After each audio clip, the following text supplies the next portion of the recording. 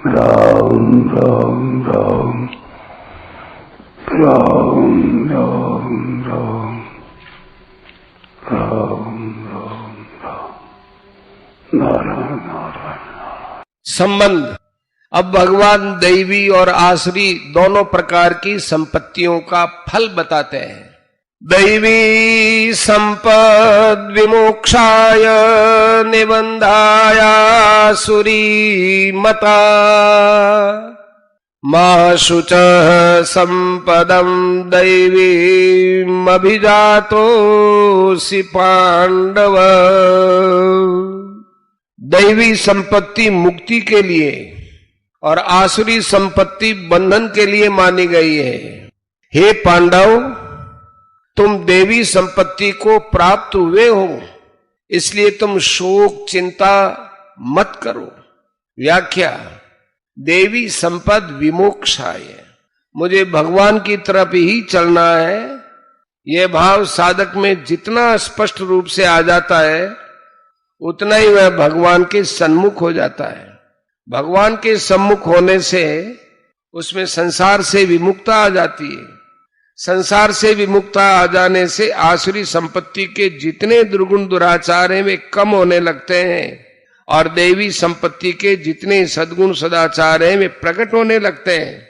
इससे साधक की भगवान में और भगवान के नाम रूप लीला गुण चरित्र आदि में रुचि हो जाती है। इसमें विशेषता से ध्यान देने की बात है कि साधक का उद्देश्य जितना दृढ़ होगा, उतना ही उसका परमात्मा के साथ जो अनादिकाल का संबंध है वो प्रकट हो जाएगा, और संसार के साथ जो माना हुआ संबंध है वो मिट जाएगा। मिट क्या जाएगा? वो तो प्रतिक्षण मिट ही रहा है। वास्तव में प्रकृति के साथ संबंध तो है ही नहीं, केवल जीव ने संबंध माना है। इस माने हुए संबंध की सद्भावना पर शरीर ही मैं हूं और शरीर ही मेरा है, इस सद्भावना पर ही संसार टिका हुआ है। इस सद्भावना के मिटते ही संसार से माना हुआ संबंध मिट जाएगा और देवी संपत्ति के संपूर्ण गुण प्रकट हो जाएंगे, जो कि मुक्ति के हेतु है। दैवी संपत्ति केवल अपने लिए ही नहीं, प्रत्युत मात्र प्राणियों के कल्याण के लिए है। जैसे गृहस्थ में छोटे बड़े बूढ़े आदि अनेक सदस्य होते हैं, पर सबका पालन पोषण करने के लिए घर का मुखिया स्वयं उद्योग करता है, ऐसे ही संसार मात्र का उद्धार करने के लिए भगवान ने मनुष्य को बनाया है। वह मनुष्य और तो क्या, भगवान की दी हुई विलक्षण शक्ति के द्वारा भगवान के सन्मुख होकर भगवान की सेवा करके उन्हें भी अपने वश में कर सकता है। ऐसा विचित्र अधिकार उसे दिया है। अतः मनुष्य उस अधिकार के अनुसार यज्ञ दान तप तीर्थ व्रत जप ध्यान स्वाध्याय सत्संग आदि जितना साधन समुदाय है, उसका अनुष्ठान केवल अनंत ब्रह्मांडों के अंतर्गत जीवों के कल्याण के लिए ही करें, और दृढ़ता से ये संकल्प रखते हुए प्रार्थना करें कि हे नाथ, मात्र जीवों का कल्याण हो, मात्र जीव जीवन मुक्त हो जाए, मात्र जीव आपके अनन्य प्रेमी भक्त बन जाए। पर नाथ, ये होगा केवल आपकी कृपा से ही। मैं तो केवल प्रार्थना कर सकता हूं, और वह भी आपकी दी हुई सद्बुद्धि के द्वारा ही। ऐसा भाव रखते हुए अपनी कहलाने वाली शरीर इंद्रिया मन बुद्धि धन संपत्ति आदि सभी चीजों को मात्र दुनिया के कल्याण के लिए भगवान के अर्पण कर दे। मात्र जीवों के कल्याण का जो भाव है, वह भाव भी भगवान की दी हुई विभूति है, अपनी नहीं है। अपने तो केवल भगवान ही है। ऐसा करने से अपनी कहलाने वाली चीजों की तो संसार के साथ और अपनी भगवान के साथ स्वतः सिद्ध एकता प्रकट हो जाएगी। इसे भगवान ने दैवी संपद विमुक्षाय पदों से कहा है। निबंधाय आसुरी मता, जो जन्म मरण को देने वाली है वह सब आसुरी संपत्ति है। जब तक मनुष्य की अहंता का परिवर्तन नहीं होता, तब तक अच्छे अच्छे गुण धारण करने पर वे निरर्थक तो नहीं जाते, पर उनसे उसकी मुक्ति हो जाएगी ऐसी बात नहीं है। तात्पर्य यह है कि जब तक मेरा शरीर बना रहे, मुझे सुख आराम मिलता रहे, इस प्रकार के विचार अहंता में बैठे रहेंगे, तब तक ऊपर से भरे हुए देवी संपत्ति के गुण मुक्तिदायक नहीं होंगे। हाँ, ये बात तो हो सकती है कि वे गुण उसको शुभ फल देने वाले हो जाएंगे, ऊंचे लोक देने वाले हो जाएंगे, पर मुक्ति नहीं होगी। जैसे बीज को मिट्टी में मिला देने पर मिट्टी, जल, हवा, धूप ये सभी उस बीज को ही पुष्ट करते हैं।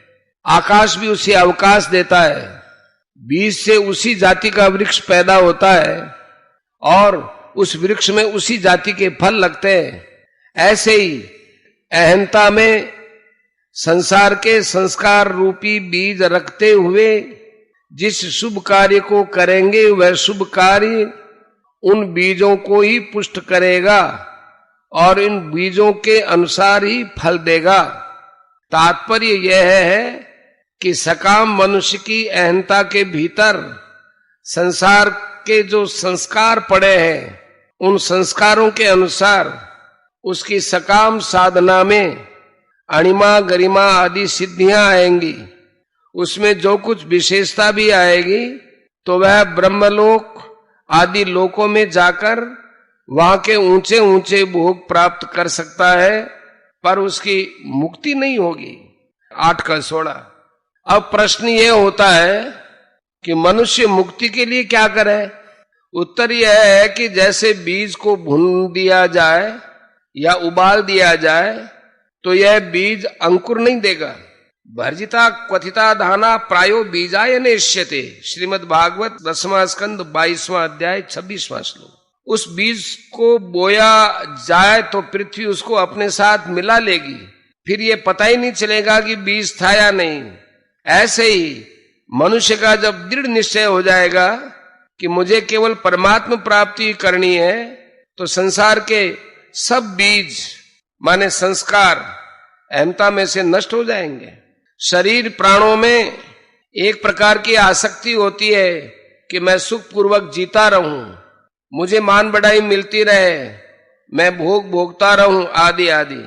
इस प्रकार जो व्यक्तित्व को रख कर चलते हैं, उनमें अच्छे गुण आने पर भी आसक्ति के कारण उनकी मुक्ति नहीं हो सकती, क्योंकि ऊंच नीच योनियों में जन्म लेने का कारण प्रकृति का संबंध ही है। 13वें का 21वां। तात्पर्य यह है कि जिसने प्रकृति से अपना संबंध जोड़ा है, वह शुभ कर्म करके ब्रह्मलोक तक भी चला जाए तो भी वह बंधन में ही पड़ा है। मार्मिक बात, भगवान ने इस अध्याय में आसुरी संपदा के 3 फल बताए। उनमें से इस श्लोक में निबंधाय आसुरी मता पदों से बंधन रूप सामान्य फल बताया है। दूसरे अध्याय के 41वें से 44वें श्लोक में वर्णित और 9वें अध्याय के 20वें 21वें श्लोक में वर्णित सकाम उपासक भी इसी में आ जाते हैं, जिनका उद्देश्य केवल भोग भोगना और संग्रह करना है। ऐसे मनुष्य की बहुत शाखाओं वाली अनंत बुद्धियां होती हैं, अर्थात उनकी कामनाओं का कोई अंत नहीं होता।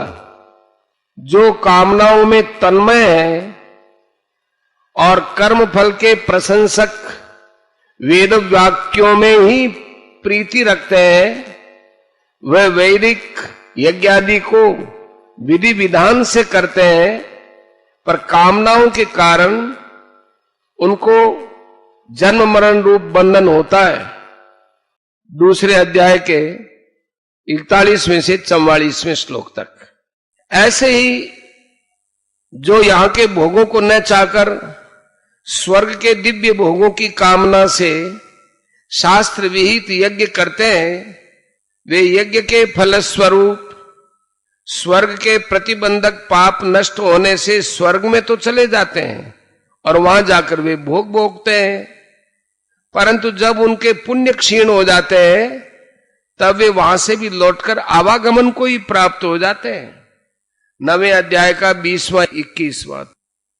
अब यहां शंका यह होती है कि जिस कृष्ण मार्ग से उपर्युक्त सकाम पुरुष जाते हैं उसी मार्ग से योग भ्रष्ट पुरुष भी जाते हैं। अतः दोनों का मार्ग एक होने से और दोनों पुनरावर्ती होने से सकाम मनुष्यों के समान योग भ्रष्ट पुरुषों को भी निबंधायासुरी मता वाला बंधन होना चाहिए, क्योंकि योग भ्रष्टों को यह बंधन नहीं होता। कारण यह है कि पूर्व जन्म में की हुई साधना में अपना उद्देश्य कल्याण का रखा है और अंत समय में वासना, बेहोशी, पीड़ा आदि के कारण उनको विघ्न रूप से स्वर्ग आदि में जाना पड़ता है। अतः उन योग भ्रष्टों के इस मार्ग से जाने के कारण ही 8वें अध्याय के 25वें श्लोक में सकाम पुरुषों के लिए भी योगी पद आया है, अन्यथा सकाम पुरुष योगी कहे ही नहीं जा सकते। आसुरी संपत्ति का दूसरा फल है पतंती नरके अशुचौ, 16 का 16। जो कामना के वशीभूत होकर पाप, अन्याय, दुराचार आदि करते हैं उनको फलस्वरूप स्थान विशेष नरकों की प्राप्ति होती है। आसुरी संपत्ति का तीसरा फल है आसुरी स्वेव योनिषु ततो यान्त्यदमांगतिम, 16वें अध्याय का 19-20 श्लोक। जिनके भीतर दुर्गुण दुर्भाव रहते हैं और कभी कभी उनसे प्रेरित होकर वे दुराचार भी कर बैठते हैं, उनको दुर्गुण दुर्भाव के अनुसार पहले तो आसुरी योनि की प्राप्ति और फिर दुराचार के अनुसार अधम गति की प्राप्ति बताई गई है।